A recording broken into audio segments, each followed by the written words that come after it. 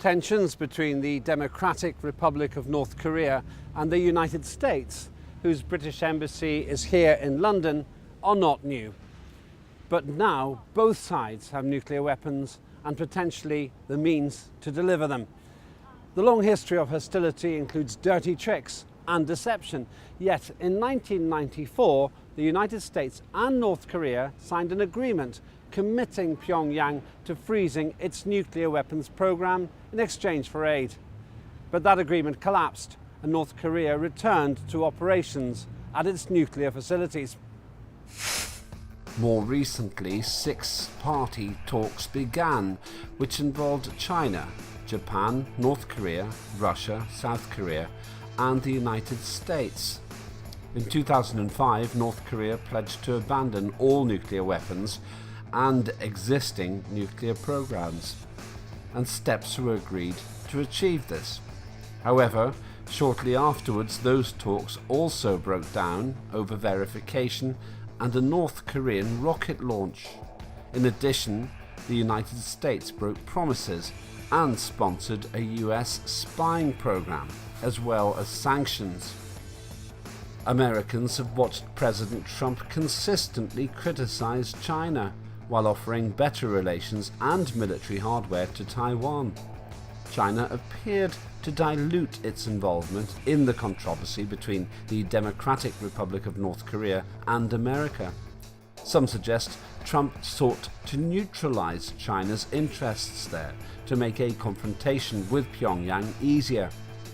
But North Korea vowed to make the US pay a price for UN sanctions over its nuclear weapons program, broadcasting film of mass demonstrations to show public support for Pyongyang's defiance. How does the United States view potential unity between North and South Korea? And has America succeeded in reducing China's support for Pyongyang? Simple questions with immensely important answers. Close to 5 million people were killed the last time the United States waged war in Korea. Do people in the West understand why North Korea would be suspicious of the United States, especially with Trump as president? We put that to the public in America. Here's what they said. I think that comes with a lot of questions at hand. Why were we over there in the first place? And my issue with Trump is the fact that he can always pinpoint a reason for us to fight something or a reason for us to gather for something, but never have any evidence or never have any proof to it. I strongly believe that whatever reasons there are, they're fighting over this war is deeper than we can really touch on. Of course, the audience, the world will want to know what's the real issue, but I really feel like it's more politics behind the politics. Because of his combative nature, he tends to make threats and say things, so he's not as diplomatic as prior presidents, so that perhaps that's the reason. I think the United States is the only power that has actually used nuclear weapons. Trump is very unpredictable. Every day is different. So the rhetoric that is always there is a constant threat. Nobody knows what's going to go on. This guy is a very dangerous man. He's very dangerous. So everything is talk about fire, bombing, all those things are very dangerous stuff. So Trump is not an afraid person. Trump is a very outgoing person, and he talks, and he's a very real person. He means what he says. So this is where I think they're gonna have like a big issue, a big problem, at the end of the days. I think the North Koreans are always suspicious, no matter who's president. But he is a crazy man, so two crazy men together makes for a very uncomfortable world situation, doesn't it? Trump doesn't have a platform. He just spits out hateful rhetoric, and I mean, anyone would be suspicious. I'd be suspicious. Trump's rhetoric is inane, ambiguous, and full of bluff and bluster and non-specifics, so it doesn't help anything. It is nothing about it is diplomatic.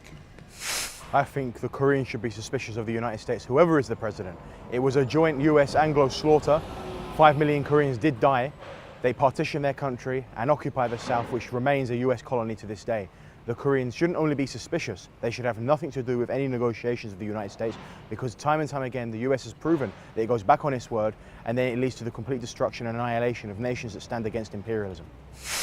The people in the leadership of Pyongyang and the Democratic People's Republic of Korea absolutely were victim to up to 5 million deaths conducted not only by the United States but very much by the so-called United Kingdom, by Britain as well, that committed over 80,000 troops to that genocidal war.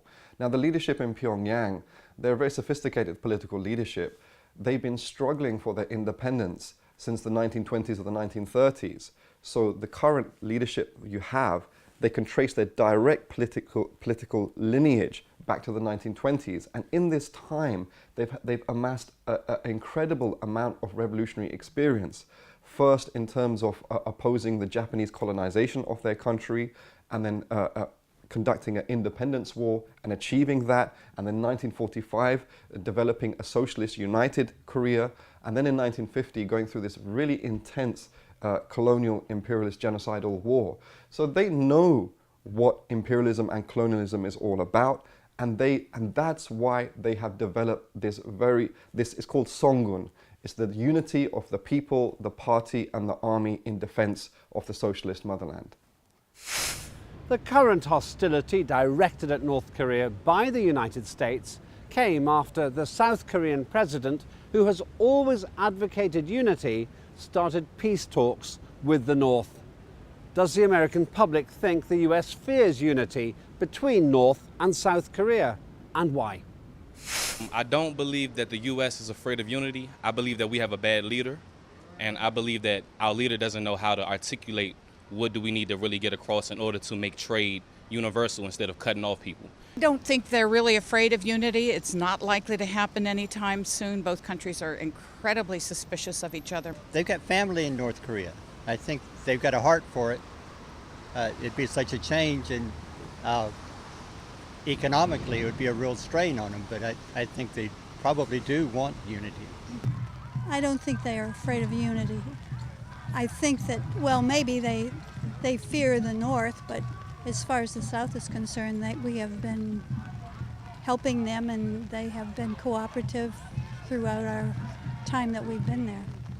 Yeah, I mean, I do think that the U.S. or the administration would be nervous for talks of unity. Of course it is. The United States uses the South as a colony. It is a military base for the United States. The worst thing for the United States would be Korean reunification. The DPRK has been struggling for 70 years to stand against American imperialism. If they move anywhere towards unity within Korea, the United States will certainly harp at that. The United States, representing global imperialism, has always been hostile to a reunified Korea, and they know that the Korean people, both in each side of the 38th parallel, that's the enforced partition border by the imperialists, that they know the people on both sides of the border, they want reunification, and that when imperialism, or let's say when the DPRK, when Pyongyang managed to achieve some certain relative victories against imperialism, and they're allowed to develop some relations with the South, a lot of good relations develop very quickly. And it's for this exact reason the United States has 40,000 US troops in South Korea. It's an occupation of South Korea, which many Korean people in the South oppose. And this is the reason as well why the United States has we don't know how many number of nuclear weapons they have in the South pointed at Pyongyang. So the United States does all that it can, and it's generally succeeded in doing all that it can to scuppering moves from the administration in Seoul, from the government in Seoul, in moving towards reconciliation and reunification. If the Korean people are left by themselves, they very much will be reunified. This is why imperialism is intervening. This is why it's sabotaging. And this is why it's perpetuating. Really, it's perpetuating the genocidal Korean War since 1950. North Korea has tried to engage in peaceful dialogue regarding the Non-Proliferation Treaty, but it has claimed those talks always failed because the US broke promises and even engaged in spying on North Korea, further raising tensions. Do Trump's recent threats make matters worse? The American public said this. I don't believe that the words that Trump said does anything to create a good, environment with other countries, but it's not helping. I don't think so. I'm sure that his rhetoric is not going to make things better. I just can only hope that calmer heads will prevail in the White House and get him to shut up and stop tweeting. No, these the missiles that have been going on from North Korea, I think, are what are prompting all of this right now. So the rhetoric is a response to that. This guy who's leading in North Korea is a very dangerous man. I think Trump is not a very good politician in terms of foreign relations, so it certainly cannot help. His inflammatory remarks always make things worse. Yes, this is probably only going to be mediated by diplomatic measures, not by two bullies yelling inane threats at one another. Trump represents very brash Yankee imperialism. It's nothing new, but it's certainly a change from what people are used to with regards to Barack Obama. Let's not forget he destroyed Libya and waged war on many other nations. Trump is brash, the same as the Yankees were in Vietnam. His comments certainly heighten tensions, but the DPRK has been under threat for 70 years. It's not gone away under any Democrat or Republican president. They have been trying to destroy and wipe North Korea off the face of the earth. I think what Pyongyang is seeing Trump as a paper tiger. He appears to be loud and vicious like a paper tiger. He seems aggressive and threatening. But actually, when you stand up against him, that there's nothing really there. And that so far, and we don't know what's going to happen. Obviously, it's a volatile situation and Pyongyang should be at maximum preparedness for any event of actual imperialist aggression. But what I think Pyongyang has found in relation to imperialism and what all the people of the world, including mainstream media spokespersons from the United States themselves, have seen that Trump is being proven to be toothless and clawless. He shouts, he beats his chest, but Pyongyang has a strategic self-defense military strategy which smashes that whole posture by Trump and proves it to be false. So Trump threatened that the US destroyer was on its way to Pyongyang earlier this year. Actually, the destroyer was nowhere near the East China Sea, let alone the Korean Peninsula. It was in the direction and towards Australian waters. And so now Trump doesn't know what to do. The United States doesn't know what to do. The most aggressive, militaristic, vicious section that Trump represents of the US ruling circles, they are being proven to be humiliated on the world stage, that their military prowess and their military hegemony and dictatorship of the world has been blown apart by who? Not even by a small third world country, so-called, but half one of our homelands, i.e. the Democratic People's Republic of Korea, has smashed Trump's fascism and his war threats and has shown the people of the world this is the path to independence and dignity. America has been at war in the region before. Pentagon figures show that the United States lost almost 37,000 personnel in the Korean War. Then, in the Vietnam War, over 58,000 personnel were lost. In addition, over 300,000 were wounded, showing that Washington's involvement in this region has been bought at a heavy price in death and injury. When Trump became president, he began verbally attacking China and tried to upgrade relations with and even sell arms to Taiwan. Now China has backed away from its long-term ally, North Korea. Does the American public feel these actions are related?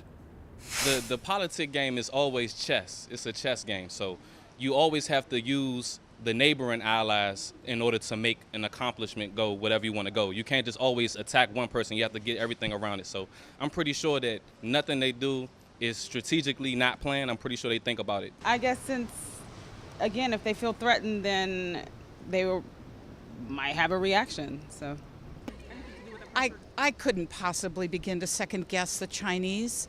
I do know that Trump has a nasty way of alienating our allies. So I'm afraid that if China becomes an ally, he'll just alienate them. It seems to fit his pattern. He's not very good at being diplomatic and using and working with people very well. People don't know what to believe about what Trump says, so I don't think China's any different than anybody else. If he talks like that, I will agree with him because, you know, China has more opportunity in front of them to talk with North Korea.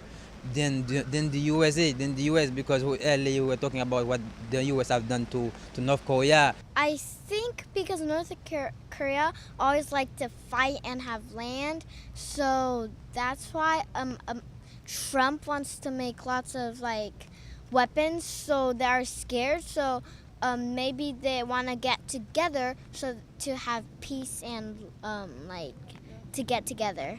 I think China has very close business ties to the United States. They own a lot of companies based here, and a lot of American investors own shares in Chinese companies. So I think China recognizes that peace is in their interests, and they're trying to work for that peace.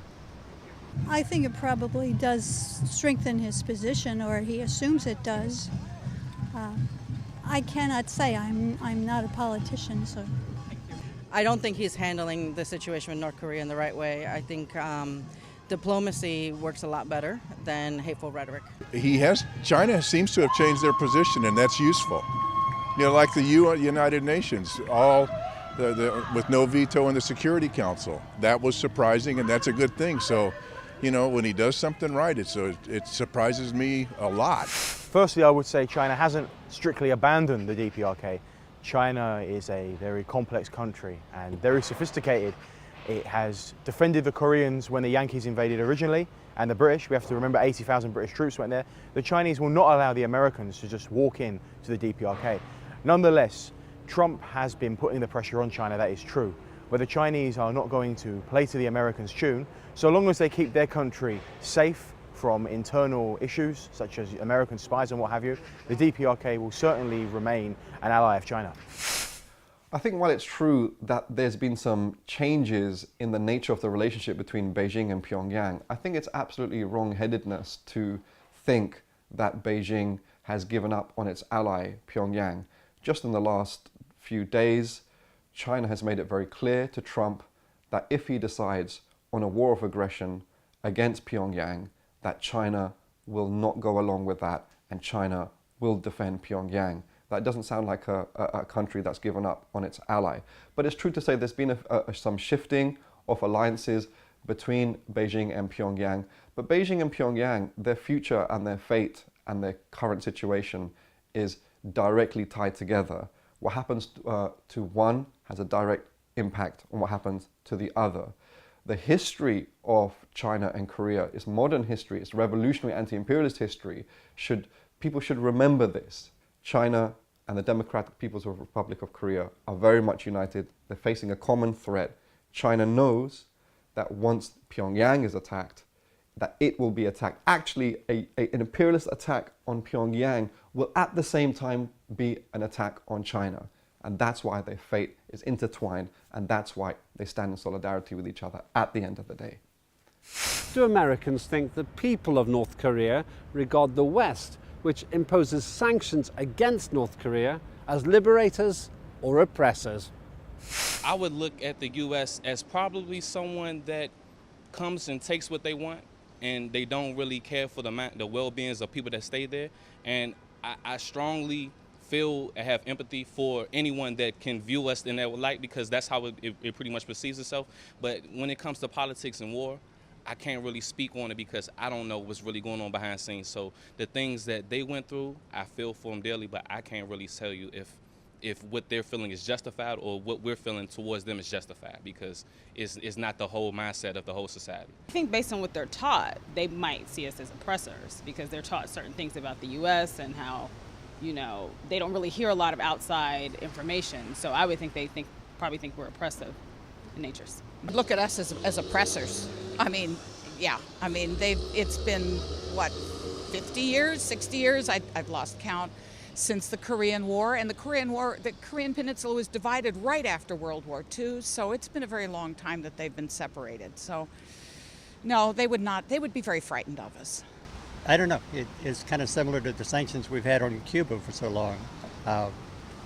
Relations don't get built by sanctions, I don't think. I don't think they look for us as liberators at all. I think that it depends, because you got a leader that leading the country, and you got the people has their own view, their own thoughts about it.